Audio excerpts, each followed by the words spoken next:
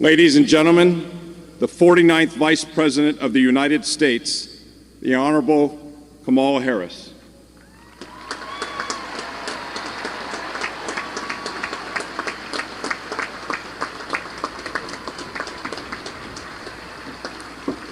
Good morning. Good morning. Acting Secretary Thomas Harker, General David Berger, Admiral Mike Gilday. Looking out at these midshipmen, I know we are all filled with pride. Vice Admiral Sean Buck, Captain T.R. Buchanan, faculty and staff, thank you for educating such a fine crew. Alumni, thank you for the support you have shown over these years to this great institution. And to my military aide, Lieutenant Colonel Frank Macniak, who graduated in 2004, I am very proud to have you with me here today. Family and friends of these graduates, thank you for the sacrifices you have already made and will make. And I also want to acknowledge Kim and John Johnson. Your son was taken far too soon, and I promise you that he will not be forgotten. And finally, to the class of 2021, congratulations, congratulations.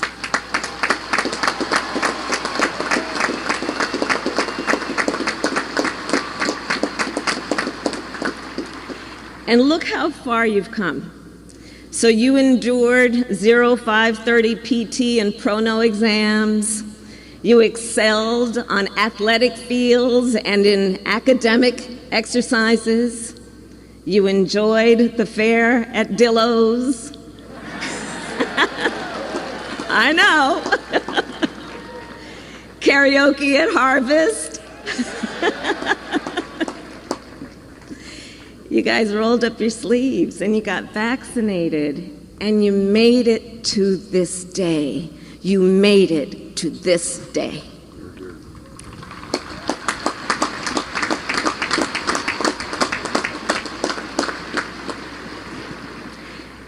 And this day that is not only a commencement, this day that is a commissioning. And in a few minutes, you will take an oath. And it's actually the same oath I took as Vice President. An oath to support our Constitution and defend it against all enemies. An oath that has its roots in the founding of our nation. And no matter what changes in our world, the charge in this oath is constant. Remember that as you walk out into the world. Because the world you all are walking into is rapidly changing.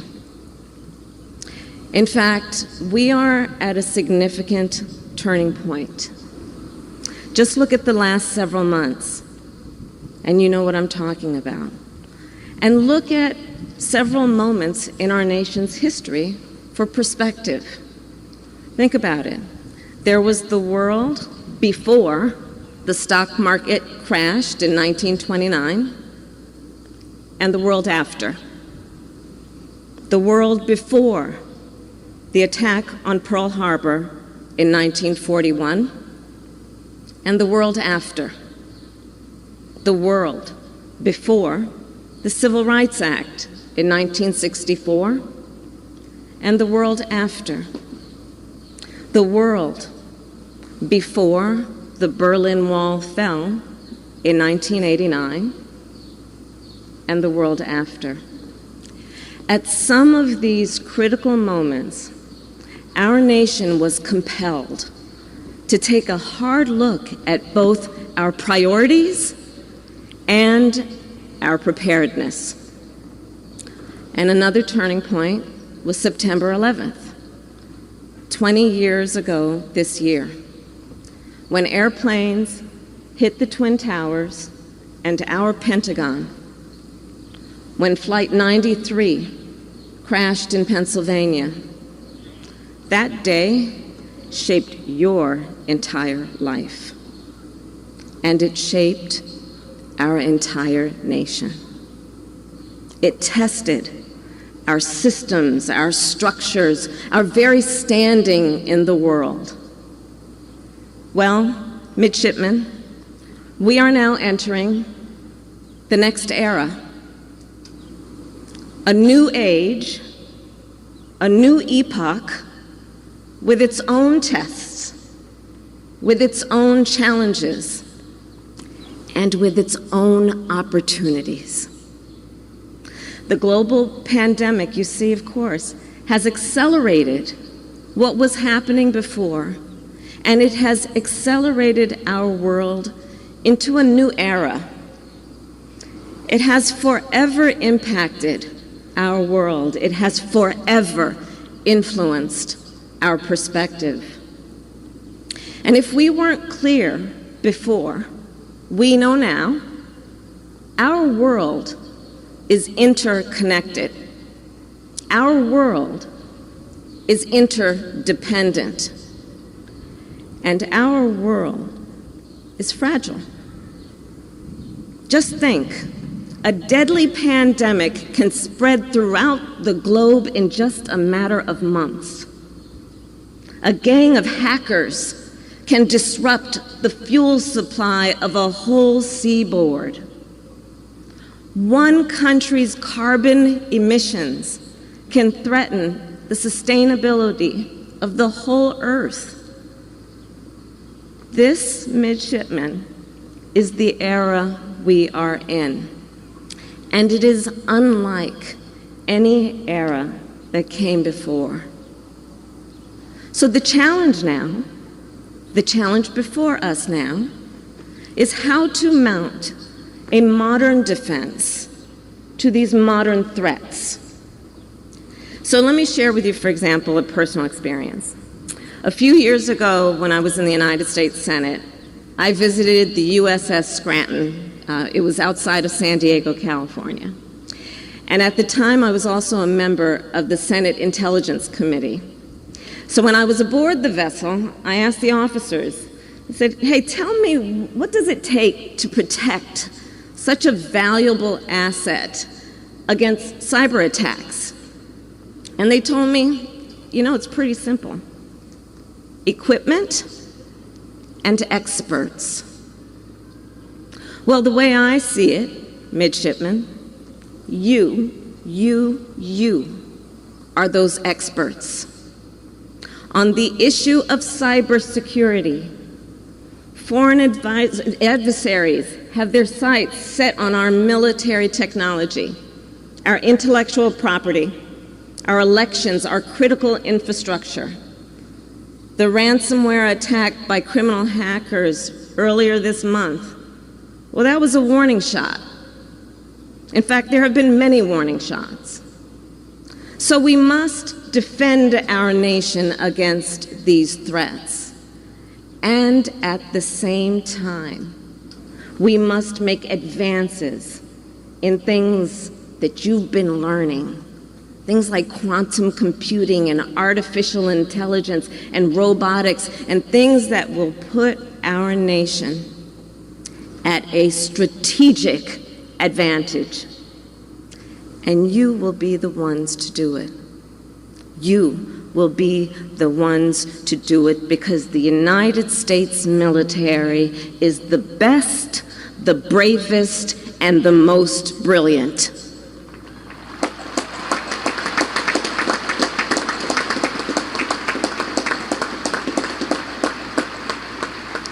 And just think, from walkie-talkies to the internet to satellite navigation, the United States military has been on the forefront of research, development, and technological advancement. That is a point of American pride. And as I look out at all of you, I know you will build on that leadership. And then, of course, there is climate change, which is a very real threat to our national security. And I look at you, and I know you are among the experts who will navigate and mitigate this threat.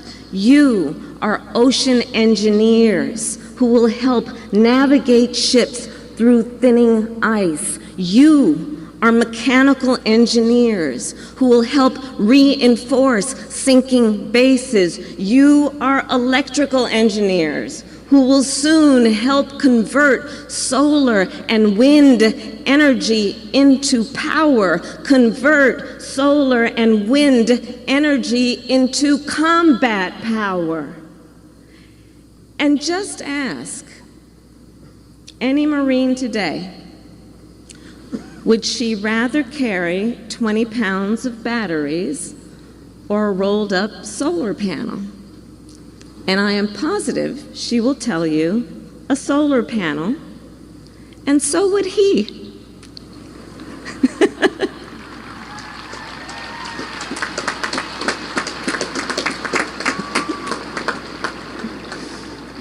The American people are depending on you, the best, the bravest, the most brilliant.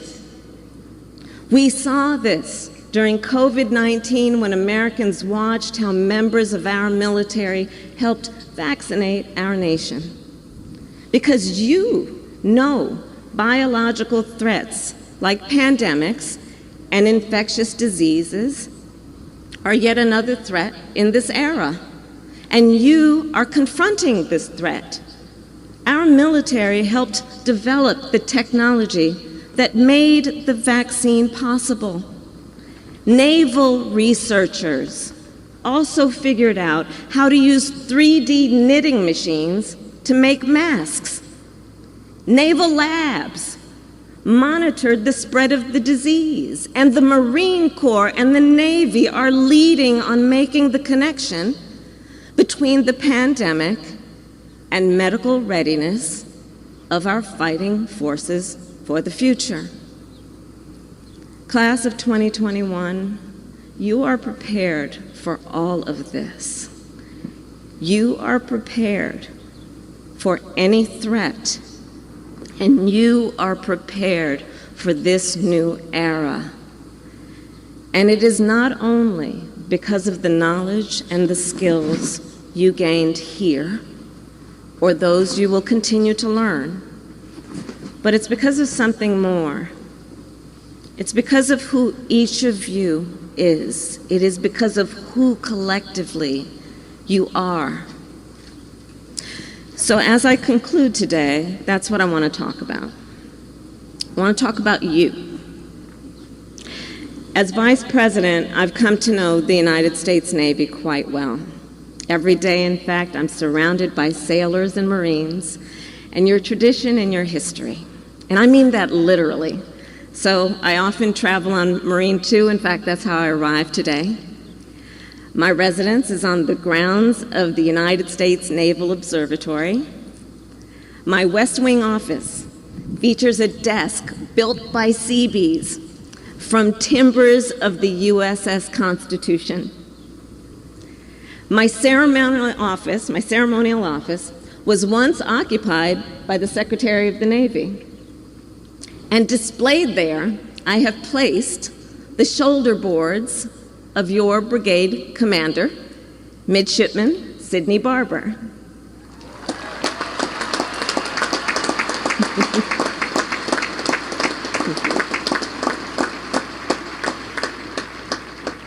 And so here's what I know. Midshipman, you are tireless. You are ambitious. You are a fierce fighting force. You are idealists in the truest sense. You are the embodiment of American aspiration. So hold on to that. Because in your career, you may witness some of the worst of humanity.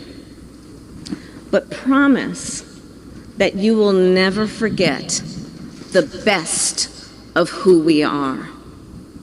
That you will never forget the ideals you stand for: duty, honor, loyalty. Fight for those ideals and fight for our democracy. And remember, our Constitution is not only something to defend, it is a guide. It is a guide for your service. It begins with 3 simple words: we the people. Not I, we. Our nation was designed to be a team sport, and we are in this together. So, finally, I'll just share with you, on my way to the stadium this morning, I stopped by the cemetery to pay my respects to my dear former colleague, a great and courageous American, Senator John McCain. And yes,